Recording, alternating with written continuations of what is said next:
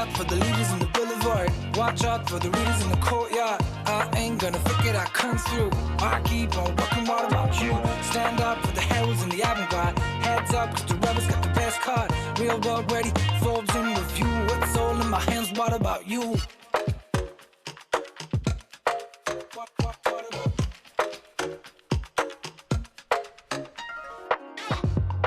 Greatness might be right around here. Glad you find the strength to stand.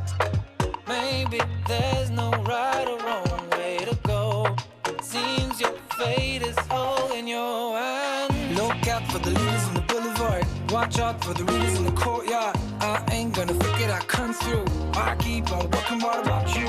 Stand up for the heralds and the avant-garde. Heads up, cause the rebels got the best card. Real world ready, Forbes in review. It's all in my hands, what about you?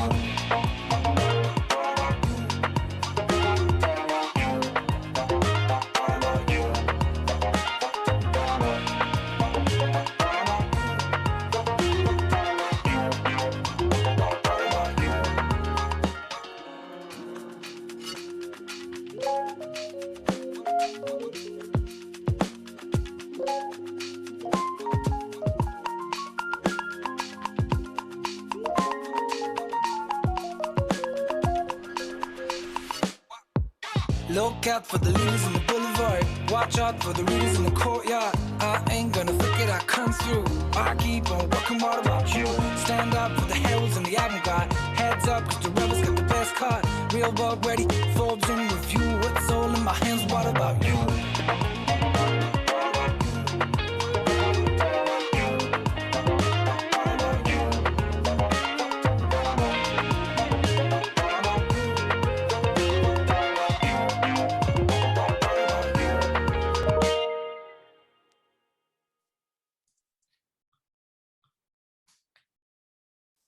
We humans, we love to learn. We've got the hands, feet, ears, eyes, mouth, nose, and brain to figure out what works and what doesn't work from the world around us. It's instinctive, it's natural, and it works. So why not learn business this way? The secret to building the skills employers actually want is practice. Practice, practice, practice. So why not start in the classroom? At Hult, we take the theory, the research, the expertise, and we put the challenge into your hands so you find out what happens for yourself. We're not just about what sticks in your brain, but how you flex it. Because real life is not found on an exam. And with career coaching, there's no way you're not hitting your goals. Thanks, coach. Graduation, it's more than finals. You'll have a proven skill set from working on real-world business challenges so you can smash any interview and make an impact on the job from day one. Because grades alone don't show who you really are. P.S. With campuses around the world, you're about to go global. There are a lot of places where you could learn about the business world. There aren't many places where you can live it. To learn business, you've got to do business. Makes sense, doesn't it? Hult, for those made to do. Hello, everyone, again. So I want to welcome you to Hult's Virtual Skills Lab. This forum is an online global meeting space offering you the opportunity to skill up and get ahead from home. Oh, 1 second. I just see we have a professor joining. 1 second. So yeah, I mean, the entire reason why we have launched the Hult Virtual Skills Lab is that we want to connect like-minded students from all over the globe to hear from world-class professors, such as Professor Esposito, who has just joined. So for those who are joining a Hult event for the first time, I just want to give you a little bit of background about us. Hult has designed a school that looks to the future by focusing on developing your leadership skills, challenging you with a future-oriented curriculum, and building a global perspective that only first-hand experience can bring. So, you know, from our undergraduate programs through to specialized masters, full-time, part-time MBAs, as well as our live online options, we bring together creative, open-minded people from all over the world to do business and to not just study it. So it's truly for those made to do. If you want more information on our programs, as well as the upcoming scholarship deadline, you can just go to hult.edu and you're going to find all of the information you need.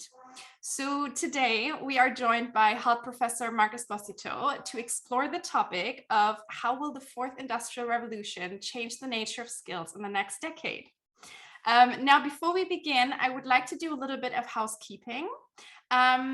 First of all, this webinar recording will be sent out to everyone by email in the next few days, so you can rewatch everything once more. The masterclass with Professor Esposito will last approximately 45 minutes, including questions. So please make sure that you write your questions in the Q&A box, not in the chat box. That way he will be able to answer them at the end of the class. So now I'm very excited to hand over to Professor Esposito. Hello, can you hear me? Yes. Sorry. Thank you, first of all, for wedding. Talking about walking the talk, right? I just finished my class. I'm connecting from Dubai, where I am based, and finished class. A couple of students from question from a student and running to meet you. And so I'm excited that now we're going from. Can you still hear me? Yes, we can hear you very well. Yeah, okay.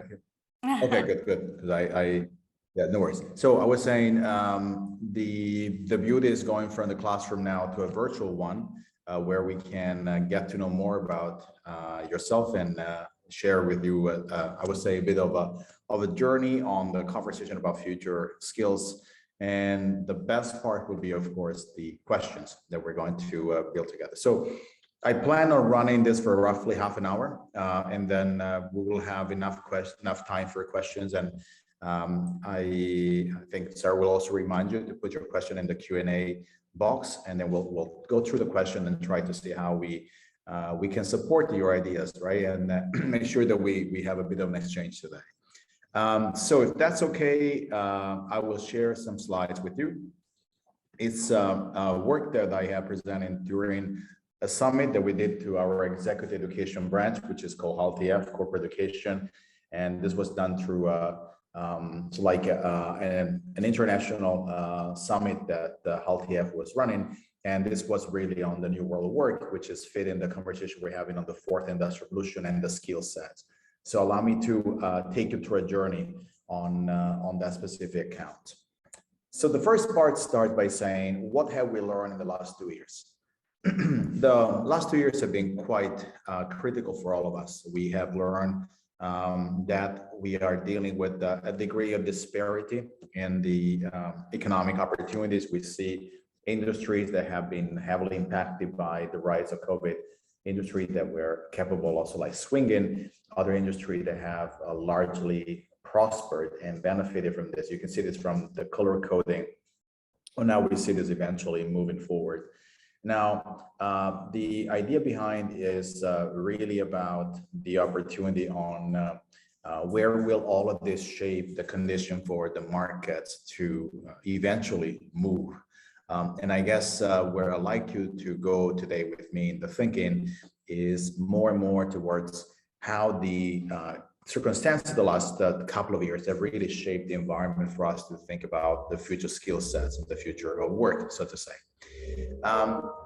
The last 2 years brought us not only impacts at the level of COVID across the different regions, they also gave us a clear understanding that the world in a number of different dimensions had really moved. What I'm about to share with you is the direction of the last 2 years in terms of trends that we can be comfortable in defining as becoming permanent nature of our society. You can almost call them our new normals, as it has been widely referred to. Let's have a look at them together. So these are like the phenomenon that we have seen rising at a quite significant pace in the last few years. The first one is the increase of volatility that we have in the markets. So more and more we see that the market, stock exchange, overall performances are becoming much more volatile. There's a combination of a lot of different emotions that are driving the consumer's confidence and the investor's confidence. We see this driven by more dependency on digital currencies, and the entire crypto world is really becoming more and more a driver of that level of volatility. So we do expect in the next few years to have even more implication of that nature. The second trend that we are looking at together is the unavoidable rolls up, the fact that we're dealing these days with significant reshuffling of the financial that we currently have.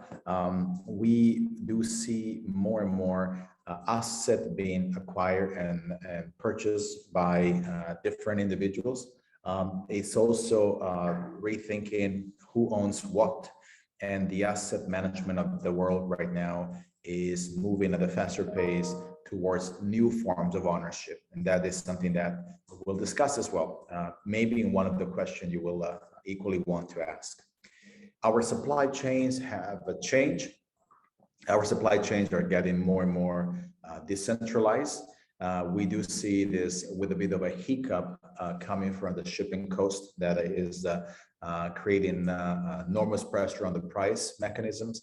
And inflation is, of course, where we tend to see a significant rise across the world, regardless of where you are. We have all experienced significant rises in prices.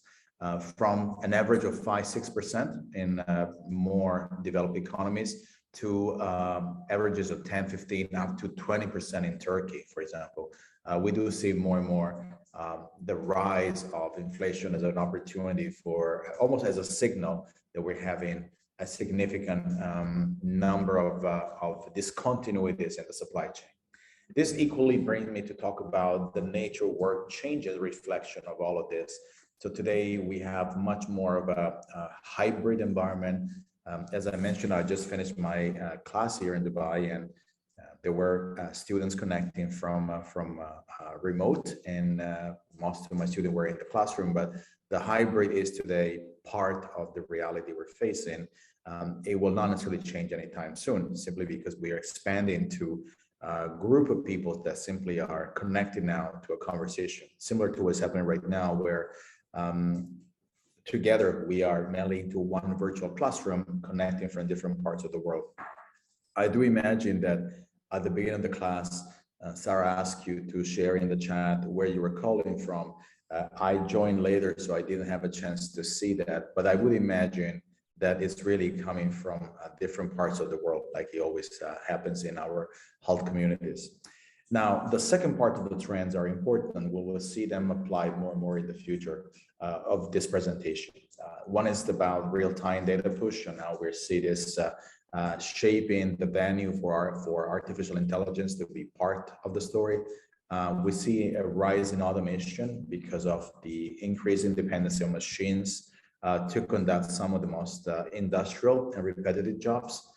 We see that platforms have become the great winners in this conversation, generating an entirely different economic model. Today, the platformization is a concept. We do study platform. We talk about digital platforms. It's something that is shaping significantly the nature of our economies. To some extent, we see platforms equally shaping the behavior of the stock exchange. So when we're hearing about the stock exchange rising very fast with record numbers, sometimes we are like looking at the main driver behind it. That might be one of the technology companies, which are, of course, all operating in platform forms. And final is the conversation on local versus virtual. How will we actually see the relationship between these two levels of stress constantly playing out? We don't have an answer for this other than we will continue to have a significant impact between local and virtual. And the conversation we're having these days on the metaverse is equally taking us in that direction. So I like to then move you into the conversation on the where the trends are taking us from here. So if you're looking at the opportunity from here, where are we going? One of the important areas to take into account is where do we see opportunities coming from the trends that we have established in the last 2 years as a response from COVID, and how do we envision this moving forward? So the answer to this question comes fundamentally from the main winner of the COVID crisis, which is technology. If you're looking at this phenomenon altogether, we see technology eventually rising at a faster pace around the world. So let's have a look at this together. Just a brief comment. I see some of you raising the hand. Allow me to finish the few slides, and then in the last 20 minutes of our time together, I promise we will be able to have multiple questions. So please stay tuned until we finish this part. So if I see you raising hand, I first of all recognize the interest in a specific topic. Please keep your question for the end. And as Sarah mentioned before, you can write the question in the Q&A so that we can try to take care of as many as we possibly can. Thanks for this, I appreciate it. The market opportunities, we're looking at roughly 12 technologies that are now shaping what is called the contest for the fourth industrial revolution. The title of this session, it is about the fourth industrial revolution skill sets. So how did we see this technology becoming more and more integrated into our life? These are technology that we now see growing to the next stages. 3D printing in many parts of the manufacturing has grown, and this is creating an opportunity we have never seen before. Advanced materials are redefining the opportunity for companies to rethink automotive, food and beverages, electronics, footwear. We see this in multiple forms, redefinition of what is plastic packaging. We now are generating disposable out of biodegradable items. So this is incredible, the level of opportunity we're building. The automation of robotics is something that we've been seeing for several decades. We're just taking it to the next level with smarter robots, smarter machines that are capable of having large degree of autonomy in the processes.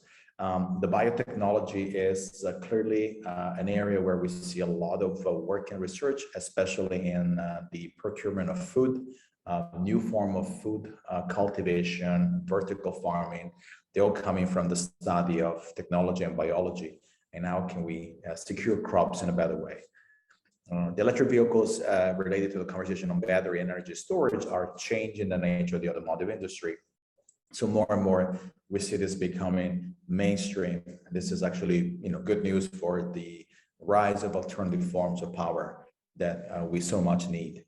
I guess the conversation on blockchain and distributed ledgers are becoming easily encapsulated by the story on cryptos and tokens and NFTs, and the whole decentralization of finance is becoming very visible through these technologies. And so goes for geoengineering that we're applying to things like climate, the study on soil and land.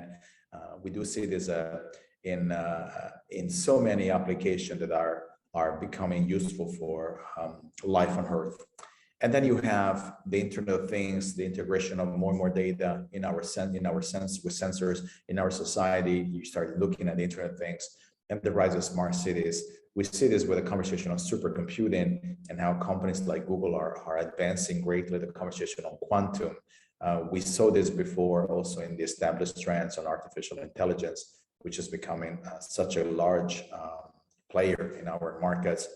Space exploration has started, and now the private sector is actively involved with that. And finally, augmented and virtual reality are going to be the foundation where we see a big jump into the metaverse. All of this to tell you that the market opportunities are large. Technology has really happened to become the larger protagonist and winner in the last few years. And clearly we have to understand in which way this will change the nature of the jobs that we currently have. So this is where I think the conversation really has to go.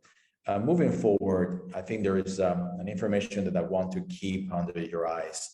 The first one is, are we really dealing with a transformation of the future of work? Well, the answer is, it seems like we are. Of the jobs that we expect existing in the next few years, likely we will see 65% of jobs that will be entirely new. That means that our jobs are going to go through a transformation. Many of the jobs we have today are partially obsolete. So we'll need to understand in which way the obsolescence will be impacted, and whether there will be an automation process that will replace the job, or whether it will be a different design of job altogether. Not only jobs are changing, but equally the skill set are changing. So we estimate that in a period of time between 2015 and 2020, roughly 35% of the skill sets have changed. This also means that in the next few years, we'll see the acceleration of transformational skill sets. Institutions, schools, in general, educational network are interested in this conversation because we're seeing the rise of technology profoundly change also the skills required. And in my very final slide, you will see so like the profiling of a digital leader. And now this is impacting not only a reflection on employability, but equally a reflection on the profiling we expecting from a perspective of education altogether. So this is, guys, a little bit of an overview on where COVID has given us not only a major impact at the economic level, it gave us an opportunity to rethink our mainly trends. It gave us consolidation of few trends that have emerged and now they become new normals. Out of this, what we can extrapolate as the underlying winner is, of course, technology. When we're looking at technology, we see technology applied to so many different areas. And this couple of slides I show you currently are showing you that not only we're going to see more and more technology in our life, but the future work will equally change. Which brings me to a question we're all asking right now. Will this mainly change the relationship between machines and humans?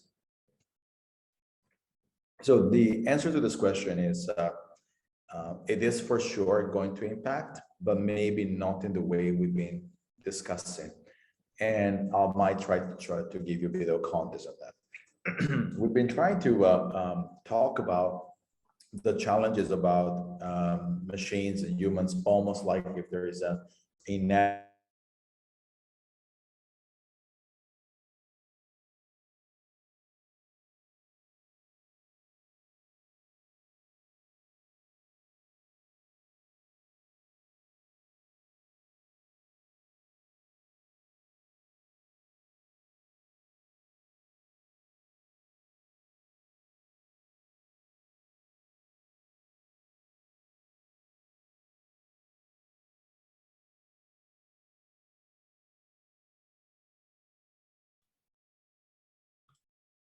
Hello, guys. I think our professor had some connectivity issues. Let's hope this is working soon. Sorry, can you hear me now? Yes, we can hear you. Yeah, the internet dropped on campus. Sorry about this. That's all live. Yeah, okay. So anyway, you heard up to this point, I guess, right? Sarah, is it until this point? Yes, exactly. Okay, good. All right. So to the question about whether or not we have to fear a relationship with machines, I think the answer is not about either or, but much more about whether or not the information that are coming our way are representative of what's really happening. Let me try to give you some examples.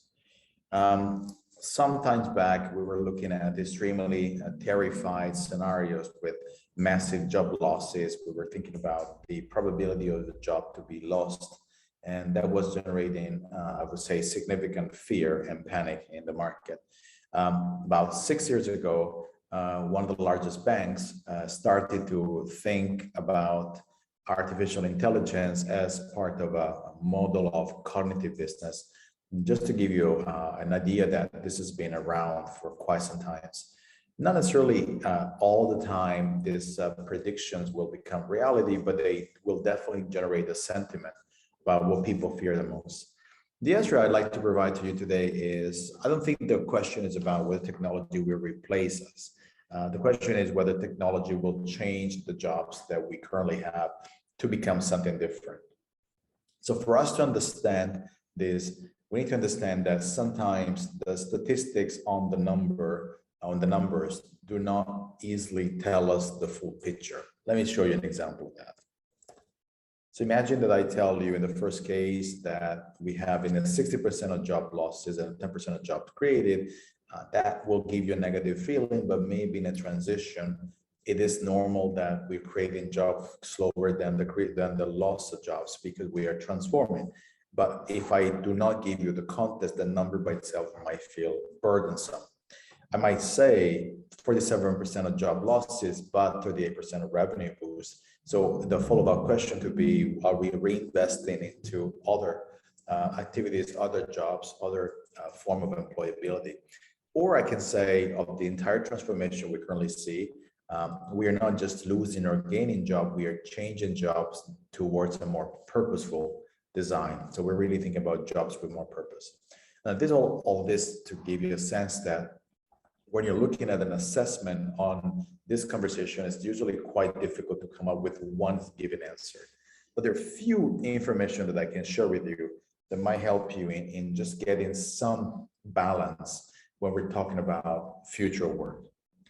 Let's go to Kai-Fu Lee, which is the former president of Google in China, and his work, Superpower AI, has given us a number of different useful frameworks or visualization, this being one of it.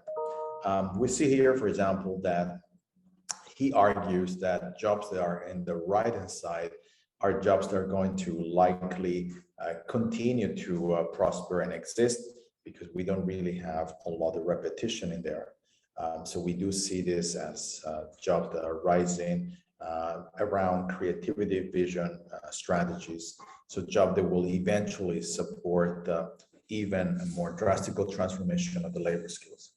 On the left-hand side, you see those jobs that are much more likely to be impacted by automation because there is already a degree of transformation in the economy that is now changing the level of dependency we have on technology.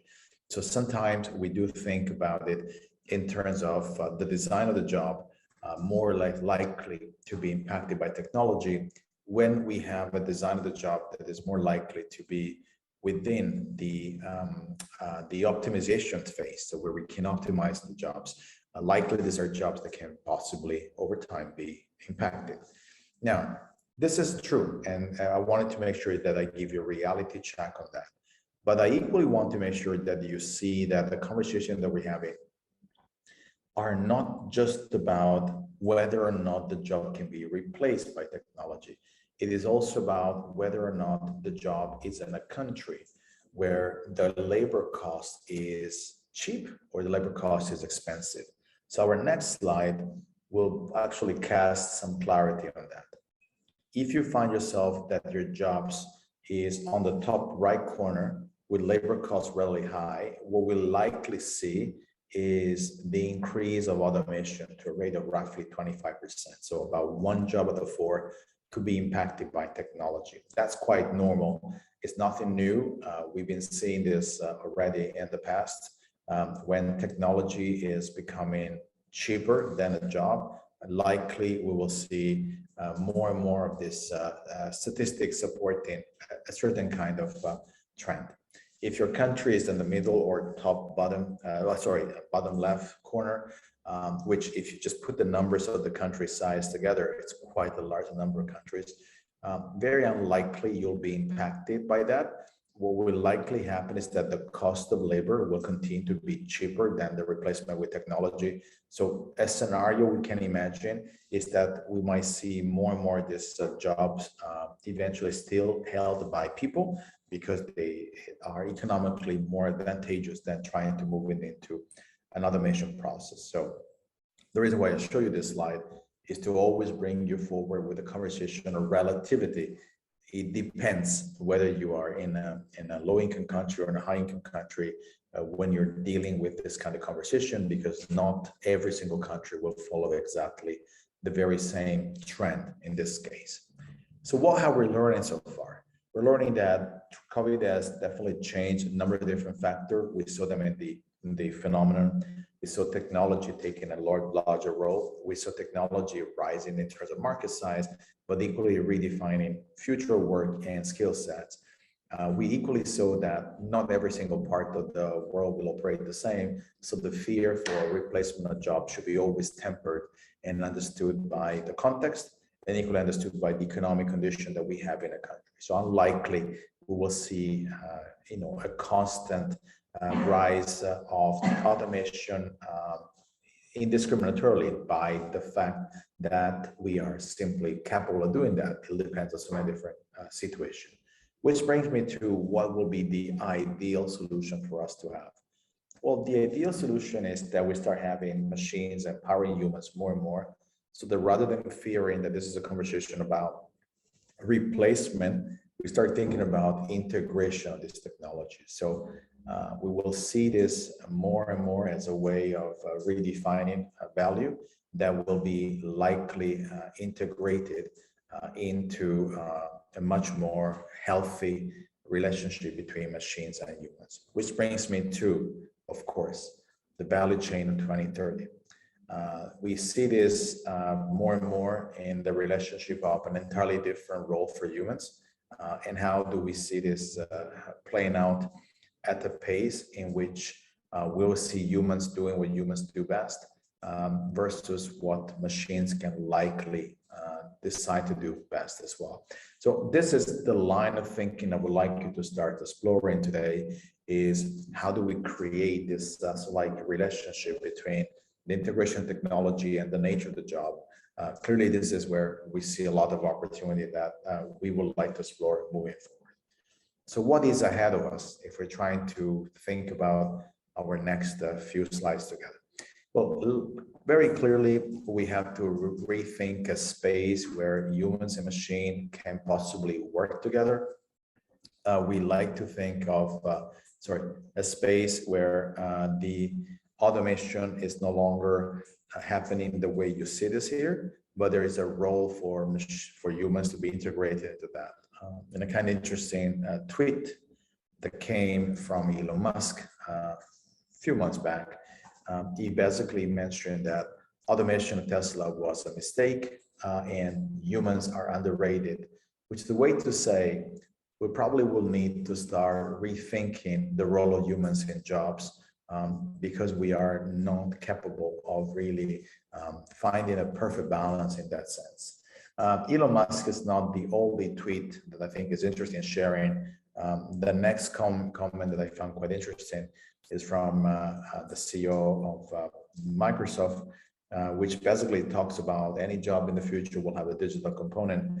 It doesn't mean that everybody got to become a computer scientist. So it's rethinking the role of jobs with technologies being an omnipresent elements of the composition of the job that we really going to see a lot of value. So where do we see this? This is, I think, a suggestion that will likely move us in the right direction, is in a place where possible, humans are complementing machines. We're much better at context analysis, we're better at decision making, we're better actually taking accountability for our decisions, but we also are able to use empathy or social intelligence for us to understand the value of things. AI can give human superpowers by allowing us to do what we usually can't do. And that's another area where I think we can see major improvements. So it's not about either or, as I mentioned before, it's much more about the integration of humans with machines that will create the future's skill sets, but more importantly, will create the jobs of the future. This brings me to trying to move it into a kind of intelligence that is collaborative. This is coming from a colleague of mine who has written an important book where collaborative intelligence is an element of the framework that he has brought forward. The idea is really not to create intention, but to create a synergy or some degree of symbiosis with that.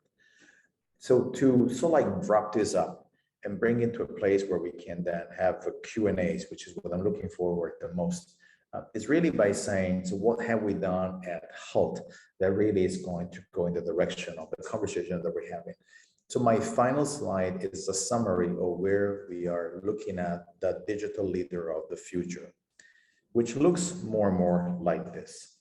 It looks like someone who is taking initiative, is a lifelong learner, capable of understanding that learning doesn't stop when you're graduating from your degree. There's a clear understanding that IT, cybersecurity, and data are becoming important elements of our understanding. There is a revival of mathematical skills because they're important for so many elements in our data analysis.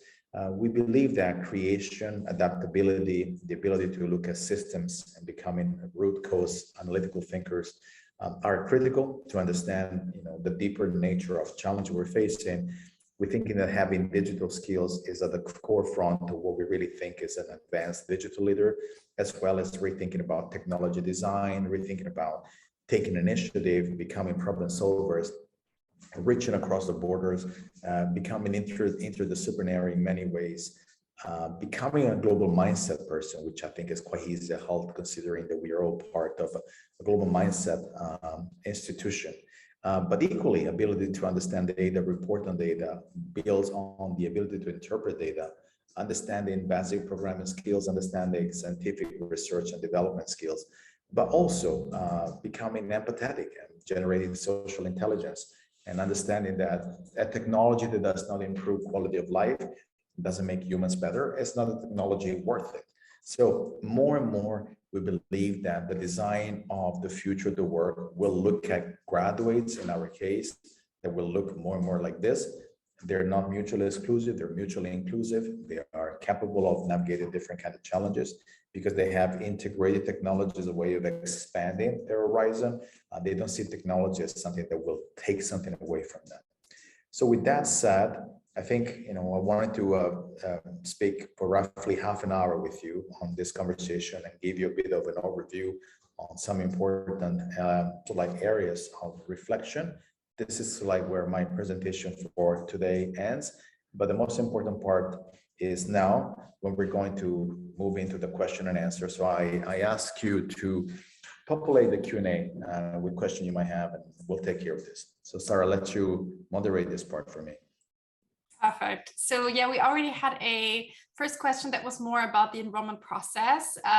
Nito, I answered you directly as well. When it comes to scholarships, please reach out to your enrollment advisor. They will be able to give you the best answer for this. So I think we have a first question from Mohammed. He says, sorry for interrupting. I'm a translator from Arabic to English. I want to say that despite the development of translation machines, we need human touches for any text to be translated. I guess that's a very fair comment. Do we have any other questions, guys? Don't be shy. This is your chance to ask Professor Esposito anything you want to know. That's right. So, yes. Sarah, maybe while we're waiting for a question to come, so a comment on what Mohammed said. Mohammed, I agree with you. In fact, we're never going to see, or at least we should not aspire to see the replacement or displacement. We should really aspire to see the integration. Having technology helping a translator will be a better model, right, to have than just having either or. We all feel limited with, an entirely automated translator, but we want to empower translator to be able to do even a more effective work. So it's not about either or, it's about integration with. So that's kind of where the thinking goes. So any other question you have on the conversation about future work? So yeah, I can see there's a first question coming in. For low-income countries, yes, I agree there would be less impact on technology due to low wages. However, there has to be some impact, even potential disruptions in many areas where there's low development. I don't know if you can comment this. Absolutely. So Olive Bangor, right? I think the conversation that we have in here on low-income country, I think that technology will likely empower the low-income country in a different way, not only in terms of the opportunity to bring them up to speed with certain developments, but equally to try to address some of the major challenges we're having on the territory, right? So the technology solution shouldn't be one mold on one side that fits everybody. It should be more about related to the needs on the territory. So I see, Olubang, on your question, no matter whether we're talking about low wages, there's always opportunity for technology to try to lift up. I'm going to give you a quick example. It is in Kenya that the larger experiment on mobile banking has been, brought forward by M-Pesa. That is a country where most of the population was really not I was not banked, but clearly technology like mobile banking has gave them access, right? So it doesn't have to be necessarily a major digital divide. It has to be contextual to the region where we are. So technology reflects the needs on the territory, and that's really where we want to go. Amazing. We actually have another question. Do you expect that the future of translation can fall entirely under the hands of translation machines? That would be coming from Mohammed? Mohammed, I can see this now. So again, Mohammed, I'm not an expert in the future translation, but I can tell you that already through translation, we have seen a lot of the original way of translating being replaced, mainly because artificial intelligence is shaped around the way we learn languages. This is why we call it natural language processing. So I clearly can see that there will be a number of different functions that will be entirely automated. It doesn't mean that the job will eventually disappear, but language, in many cases, when you're looking at languages, especially the Western languages, they're very codifiable because you have a way to codify language. It will never give you the nuances that happens when you are, it's like speaking a language with a person. But I think for functional translations, so it's translations that help me to go from A to B or finding direction or getting basic instruction, I think it will work. So it's similar to when we're having, to give an example, Mohammed, right? Having, for example, a chatbot answering the phone before we speak with a human operator did not replace the operator, just change the nature of the queries we have. So I see this more as a sophistication rather than anything else. Amazing. The next question we have is, are education systems keeping up with the pace of change required to produce the future workforce? And which areas on the globe are ahead in this aspect? So let me follow up the question as well, so I can read it again. Which is the person? It was an anonymous. Yes, it's anonymous, right? Yeah. So I think that some places are, right? Places like ours, I guess we've been thinking about future fit for quite some time. It's the nature of the DNA of this institution. I guess other institutions are far from this, and I guess that the conversation will be more and more about which systems are capable of generating the skill set required by the evolution of the job versus which will not. So I don't see this exclusive in the hands of very few. I think there are many good examples around the world, but on a generally speaking, I don't think we are there yet. We still have many parts of the world where we're having more conventional education, and I think we should be a little bit more, I would say, cognizant of where the change will come from. And it implies that we'll have more experimentation in education as well. And that's what I'm hoping as well, so we can understand the future workplace better. Absolutely. We have another question that I think personally is very interesting. So Haken says, machine can perform tasks with least error and give max output as compared to human. So can you explain the comment of Elon Musk saying humans are underrated?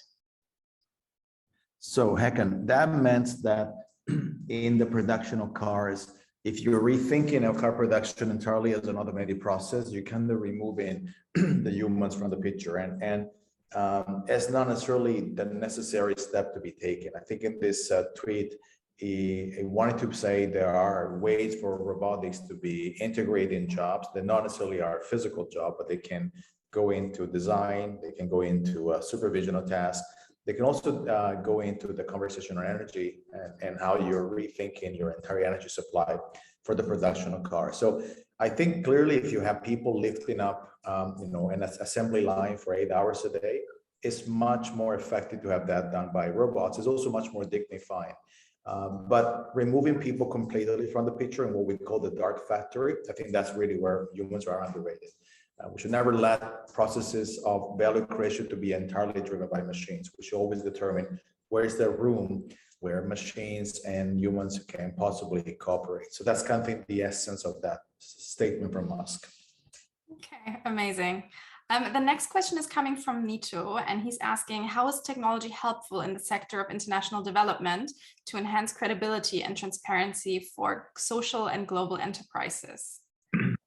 Yeah, Nick, thank you for this. I think fundamentally the way to introduce more transparency is to having systems that are keeping track or traceability of what happens. So the whole conversation about blockchain is not just about cryptocurrency, it's also about the ability for us to store value and information on a diffuse network structure. So similar to what happens today with the internet, that is a distributed technology. We would like to imagine that information on international organization can equally be traced and transparent. Transparency increases the accountability increasing the trust. So I think it's a win-win. It's just that we need to start trusting that information can be stored on digital ledgers. So I would say your question is more to be understood in terms of the power of blockchain and all of this. Amazing. Mohit is asking, how can someone in the business field develop their skills in the future with technologies taking over? So Mohit, to your question, and again, remember the conversation we had before, technology are not taking over, technology are being integrated. In cases where technology are replacing jobs, the job was designed with some level of obsolescence. So this is not, there's no intentional, marching towards the replacement of jobs. I think that's a perception that we should correct, is that some jobs that have a high level of repetition will likely be automated, but the same happened when from horses, we went over to vehicles, right? It was an effective way of basically generating mobility. So happened when from steam, we went into coal, from coal into actually oil and gas. So it's normal to see an evolution of technology that will eventually change the jobs. I think what we have to be careful is that we're not coming to a shortcut by thinking that by replacing people, we're solving the solutions, which is not the case. I think the question is, once you start noticing that your job has a high level of optimization, which means can be impacted by automation, well, how do you close the gap between where you are and where you'd like to be? So it's more about closing gaps rather than feeling that there is something unfair with the system. Okay, amazing. So we have another question. I hope I'm pronouncing the name right. Okujina is asking, social intelligence seems to be the only strong relevance of humans. Do you see a time when machine gains this all-important skill and overtake technology advancement as predicted in iRobots? So, Okajina, thank you for your question. We're very far from this, and I don't see this happening anytime soon. Machines cannot understand context, and machines are not intelligent. Machines are transactional. We use the word intelligence because it makes us mimic what we do in a very normal process, but there's no intelligence in AI, to be very honest. There is just the processing, coding, transcriptions. I co-founded an AI company, and I've been working with data scientists, and actually 3 of the 5 co-founders are related to Hult, either Terence, who's a professor Hult, or Danny, who's a graduate 2008. And most of our data scientists are in Vietnam and Japan. When you're talking to deep core AI scientists, they would laugh when thinking that machines are intelligent. They're not. Machines are computational algorithm that generate decision based on correlation. It's mainly mathematics and statistics. iRobot is an personification of a fear we have that machines will take over. I don't fear the power of machines because machines cannot contextualize. I'm fearing the mismanagement of humans, not being able to really understand where do we draw the line in the sand. So sorry for being very direct with this, but we're very far from even thinking that. That's Hollywood. The reality is very different. Okay, good to know. Hannah Camille is asking, humans will never be replaced. If it's a matter of fear, then fear will have to be simply let go to discover a new level of thinking. Her question is, everyone needs wage. Who and how will we pay for AI? Also, how will this impact the economic growth for humans via currency? So thanks for this, Hannah Camille. I think AI will do what AI is capable of doing, which is building more predictive model, becoming more efficient in accuracy, building an accuracy outcome, but it won't replace necessarily the way in which we are defining value. I think it's really about the symbiosis between technology and machines. Let me try to make an example we all understand.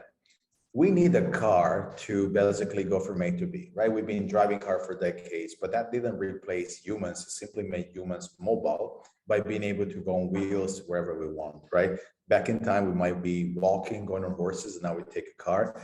So it's just you are upgrading the function. You're not necessarily replacing that. And even in case of driverless car, you might be impacting drivers, you can say that. But before we're going to see driverless car in our cars replacing the millions of jobs in mobility, it'll take a long time. Why? Because driverless car needs to work in a smart infrastructure, but most of our cities are not designed for that.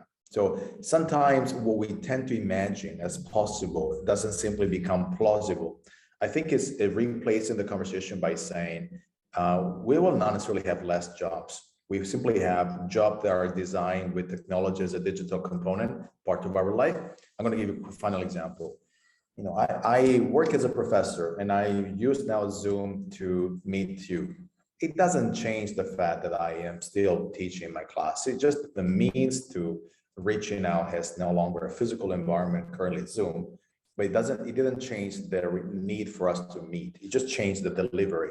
I see this the same. AI did not change who I am. It simply augmented my ability to reach out to people where I cannot be at the same time. I think it was unthinkable 10 years ago that I could be with 40 of you all over the world. Unthinkable. And today, look at us. So I always see technology is perceived sometimes as a fear-mongering process, but if we are able to manage this in the right way, we will not see this as a trade-off, but as a way of integrating it in our life. So just to give you a bit of a sense, and thank you for your question. It's very beautiful. Amazing. Great. So I see that we don't have any other questions in the Q&A, but I do see something in the chat. So first of all, a big thank you to Professor Mark for the brilliant expos on the subject. And thanks for the organizer for putting this together. Would we have the recording sent to us, please? I'm going to say once again, you will all receive the recording via email later this week. So no worries about that. So yeah, well, thank you so much, Professor Esposito, for this super useful topic, really insightful. And for everyone joining today, we always have many events happening at Hult. You can always go to hult.edu/events and attend our one-to-one virtual meetings, other interesting sessions. So there's always a lot happening. I would say that's it from us today. Thank you again for your time, Professor. And thanks for everyone joining. Hopefully see you again soon. All the best. Thank you Bye. again. Bye-bye. Thank you.